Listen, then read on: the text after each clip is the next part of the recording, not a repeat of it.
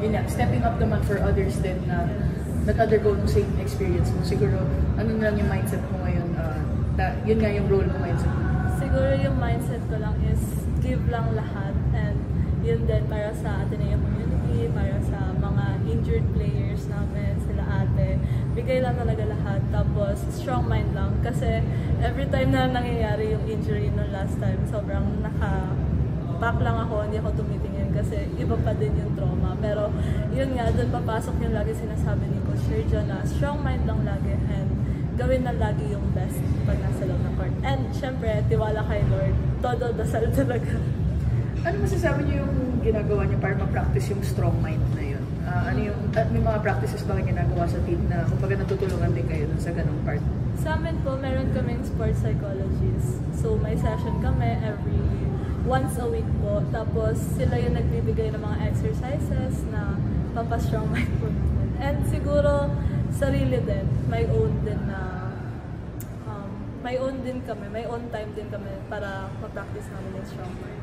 How satisfied na lang din sa inyo siguro yung ganitong klaseng panalo na sobrang kapag pinaghirapan talaga, hard-fought na win yung nakuha nyo ngayon to end yung first round? Super happy kasi grabe yung sacrifice namin lahat.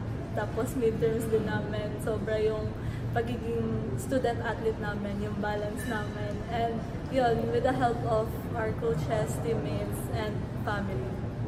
Nabanggit mo kanina na parang meron pa rin trauma from injury. Yeah. Okay lang ba malaman yung parang kung ano yung nangyari sa'yo before? Yung sa akin po kasi, nung pre-season na Shakey's Super League, I got injured po sa training namin before ng game namin sa EAC.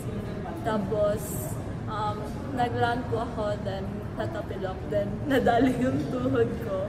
Tapos, na-chip off ko yung patella ko, and na-dislocate siya nun. Then, I got my surgery last November 2. Tapos, yun na yung naging recovery. Kumusta yung parang, from injury, tapos ngayon, paano yung transition mo na ngayon nakikita mo nagpe-pay off na yung ano?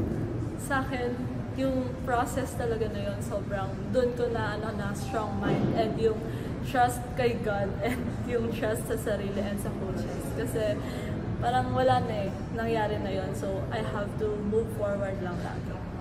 And coming into round 2, magandang start to na galing kayo sa panalo. How ready are you to stay consistent na maging ganito yung performances?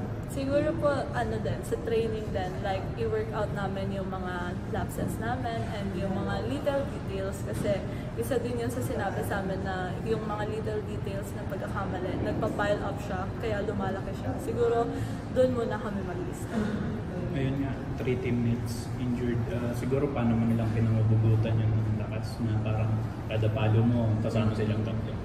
Ayun, sobrang wala. Yun lang talaga, 100% lang lagi. Tsaka iniisip lang namin na kung nandito sila, ganun din naman yung ipapakita nila sa laro. So, kami yung may opportunity to play. So, kami yung magbibigay ng ganong play.